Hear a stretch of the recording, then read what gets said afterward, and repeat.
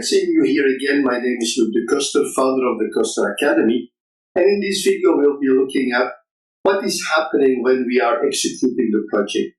What's happening with the budget, with the cost, and all the other effects on, for example, the financial parameters. But before we continue, don't forget to click on the subscribe button, click on the bell button, and every time we have a new video, YouTube will inform you about. So let's have a look what happened. Once we finish the project or with the project plan, we create the cost baseline. This is the blue curve here, the blue S-curve. This is the budget or the cost evolution that we expect to happen over the duration of the project. What happens? Well, we have this cost baseline in the company. The company will allocate budgets. It will not allocate all the money at the same time. It depends, it's possible. But in most larger companies, there will be a budget allocation, which is periodical, typically every month, 2 months, 3 months, depends on the company. So what we see here are those budget allocations. And we see that there is always a little bit reserve, in our case, to consider some risk events, some variations, and so on. When we look at this, and let's say the orange line here, this is a moment during the project execution, and we see that we have 3 possible positions. Here we're looking at the money spent, the actual cost.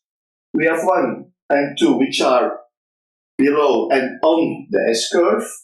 3 is above the S-curve but below the budget line, and 4 is above the budget line. Now, when we see what's happening, what is going on, we can work on a project as long as we have money. And that's the case in 1, 2, and 3. We have money, we are still below the budget limit, the green line here, but with number 4, we are above the budget limit, which means that we don't have any more money and we cannot continue with the work. We cannot pay the people, so the people should not work on the project activities. Does it mean that the project is doing well or bad? Well, basically, when we look at the classical approach, typically people will say in positions 1 and 2, we are on the S-curve or below. People will evaluate that this is a good position. 3 is bad because we are above the cost baseline, and 4 would be very bad because we cannot do anything anymore. In the meantime, we know from earned value management that there is a missing link here. Here we're only talking about the money spent. We're not looking at what work did we do, how many deliverables did we create, or basically what is the earned value. Using earned value management, we're going to compare the planned value, this case, with the earned value. How much value did we create, did we earn, and with actual cost. And we don't have the earned value element here. Now, what can we say? Depending on the situation, 3 and 4 could be very good. It depends on how fast is the project evolving. How fast are we creating the deliverables? So when we are having an earned value which is larger than the planned value, we're going faster than planned, it also will lead to the fact that we'll need more money because we have to do the work. The only thing we have to verify here, in this case, what is the relative position of the earned value and the actual cost. When the earned value is larger than the planned value, then we have to see, of course, is the earned value larger or equal than the actual cost? That means that we are on budget or even below budget. And when the earned value in that case is smaller than the actual cost, we are over budget.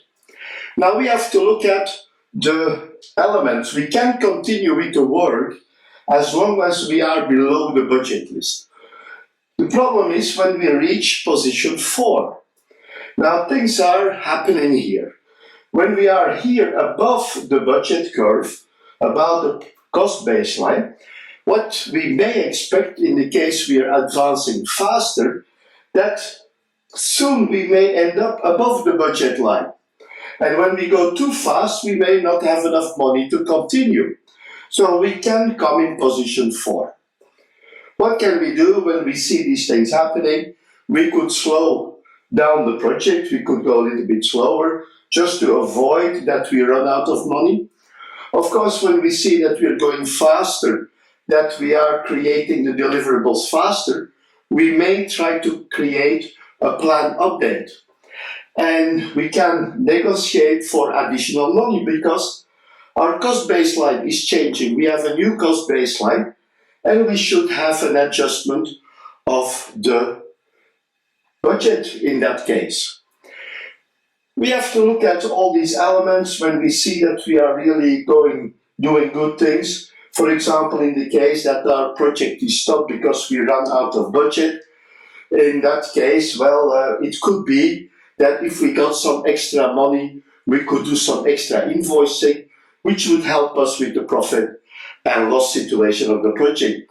All things that the project manager has to evaluate and discuss and negotiate with the different stakeholders, with the financial people and with the management. I remember a case in AT&T where our project was going really well. We were ahead of schedule.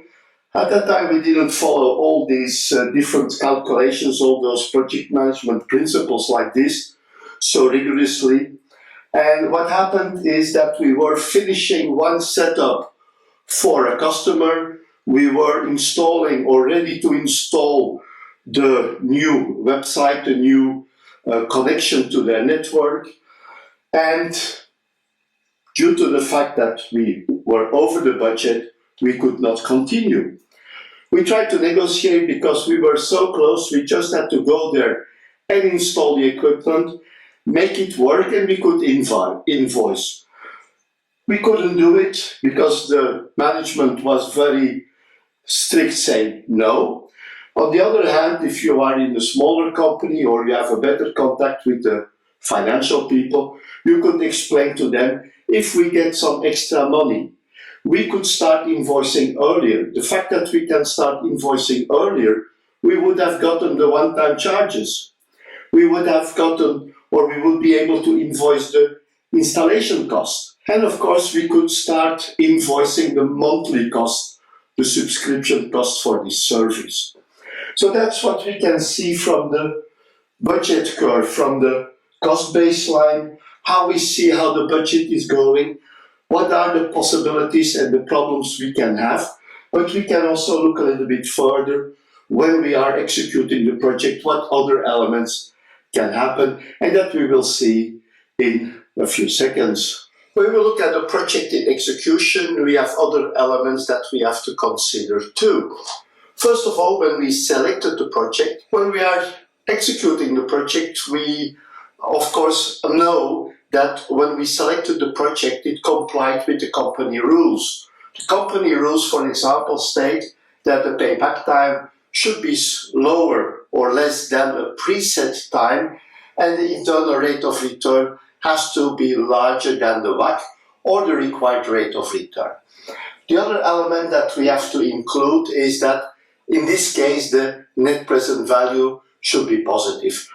Starting with the project, it means that we complied with all these elements. But what happens once we start working on the project? Now, when we start working on the project, when we are in the execution stage, we get the actual timing of the activities. We know when they actually start and finish. So we also understand what is the earned value position of the project. We see how we deliver the deliverables, and we can compare it with the plan, with the baseline. In addition, we also measure what is the actual cost of those activities. During execution, we get those different parameters when we report the status of the project. What happens when we have delays? It means the project will finish later than originally planned. It also means that the period that we considered to recuperate the cost, the life cycle cost of the project, means that we have a lower period, less time to recuperate, which will have an effect on the payback time, the internal rate of return, and of course on the net present value. We have different parameters we have to review, and we have to evaluate, due to the delay, what are the effects on those financial parameters. The other thing that we have to consider is about the cost. The cost means that we have to verify what happens with the estimate. We estimated the cost to create the deliverables. And once the actual cost is larger than the earned value, it means that we are spending more to create the deliverables. It means that our final budget will increase, and it will have an effect on the different financial parameters.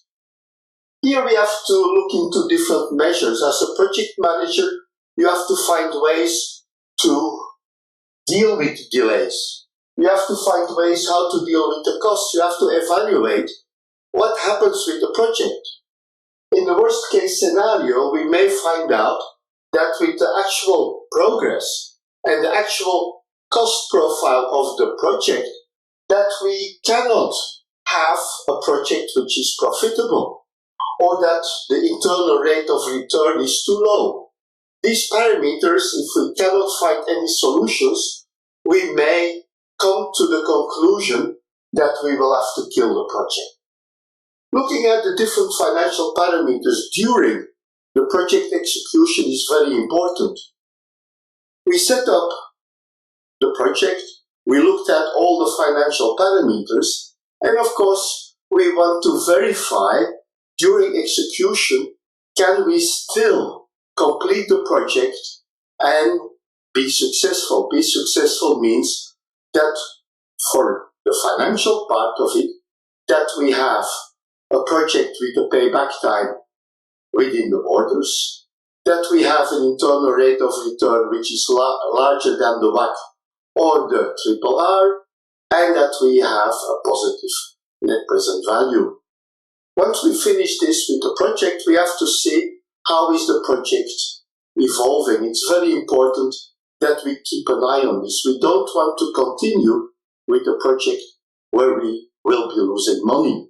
We will be investing money to create losses, and that's not a very good business habit. We want to have projects that provide not only success, but also have financial successes. That's it for this video. Don't forget to click on the subscribe button, click on the bell button, and every time we have a new video, YouTube will inform you about it. Thank you very much, and I'm looking forward to seeing you in our next videos. Bye bye.